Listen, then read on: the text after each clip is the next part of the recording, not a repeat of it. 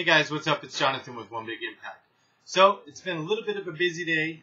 Lots of stuff going on around the house, and as you can see, it's probably a different background than what it was before.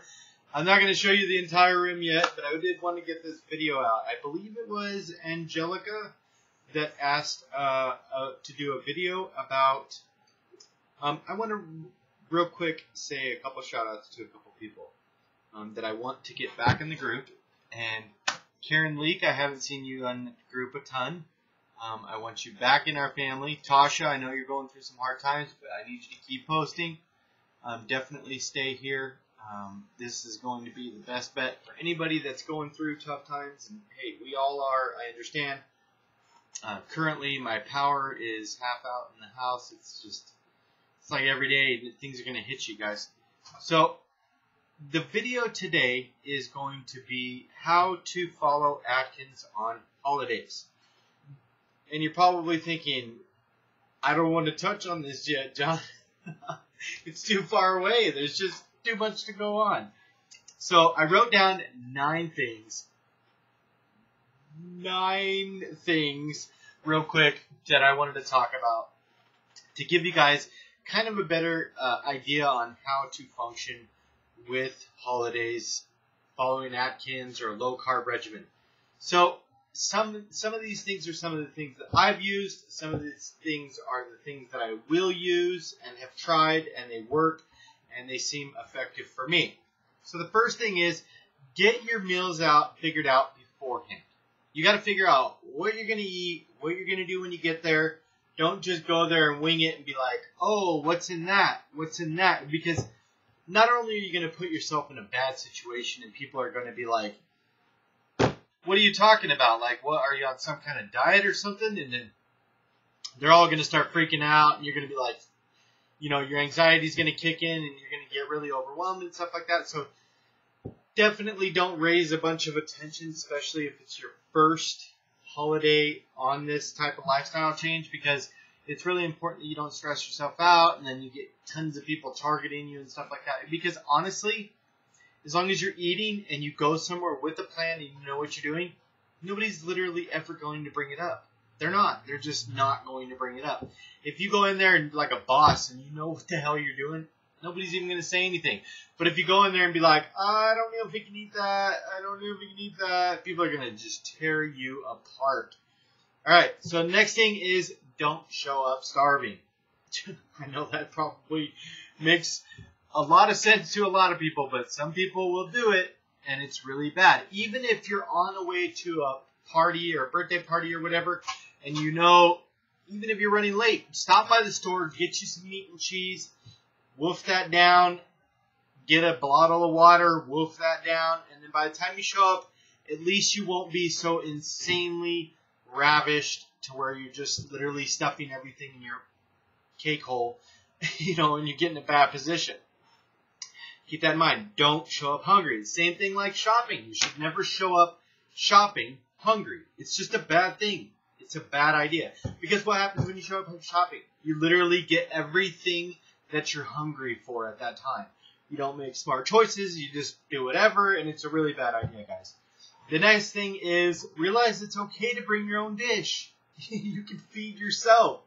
You could say a bunch of different things. You could just say, I really wanted to eat this, and you could, you know, eat some of the meat of other people's, and then you could eat your dish, and you could probably get full off just those 2 things, because especially if you're following my meal plan, your meals aren't insanely huge. You know, the foundations of them are just like healthy fats, foundation vegetables, and proteins and stuff like that. So, you know, you don't have to eat a ton in order to satisfy yourself.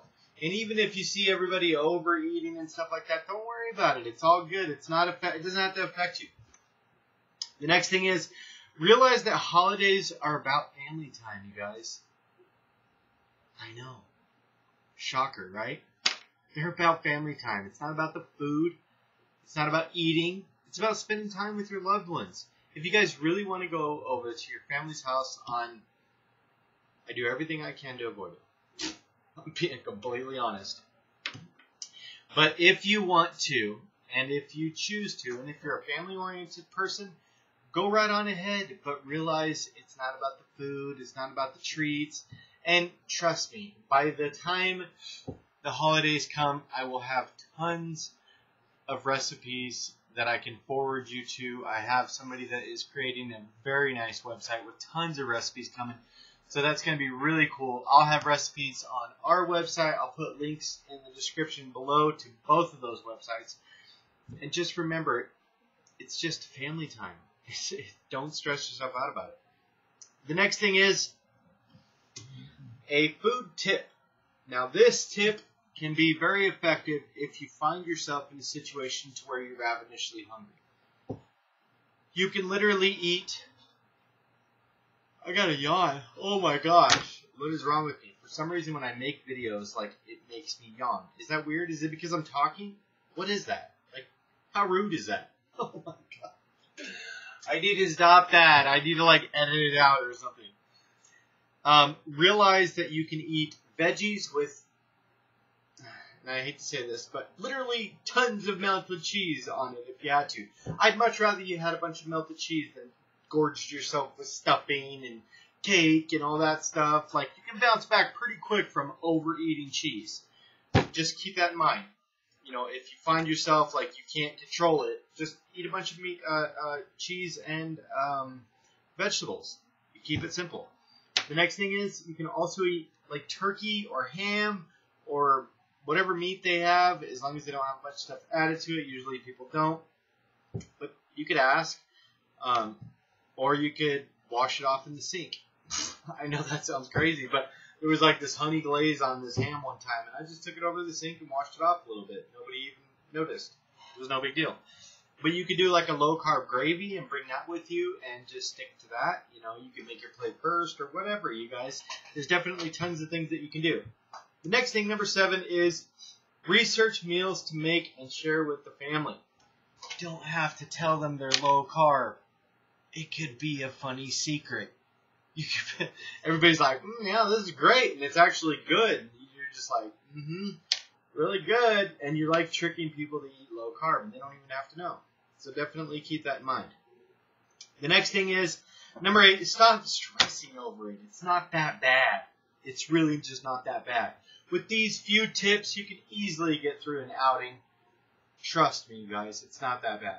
Sometimes you deal with jerks, and people try to, once they find out, they derail you and stuff like that. But you don't even have to tell anybody. If you come prepared, you know, with this list of stuff, you're not going to need to tell anybody what you're doing. You already know. You're good. You got the tools you need to succeed, and it's not that bad. The next thing is practice how you respond to people if you're going to tell them. If you're going to tell people, hey, I'm low carb, blah, blah, blah, be prepared. People are going to have questions. People are going to try to make you eat carbs. They're going to tell you, I could never live without carbs, or whatever crap that you're going to hear. So practice in advance. You know, write down 10 questions or 10 rebuttals or whatever, and practice those before you leave. And once you get there, you'll never have to practice those 10 questions again. And if somebody comes up with one that you can't respond to, write it down, practice it when you get home, boom, the next time. Once you get like 5 responses, you're going to get the same 5 responses every time. It's not that big a deal, you guys. If you guys liked our video, this is actually how to follow Atkins or a low-carb regimen on holidays. I'm going to cover it more in detail and give you more tips at a later time, closer to the holidays. But definitely keep me posted.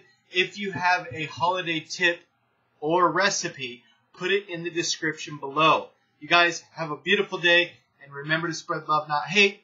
Hashtag be stronger than your excuses. I'm going to put some links in the description below to start your Atkins journey or your low-carb journey.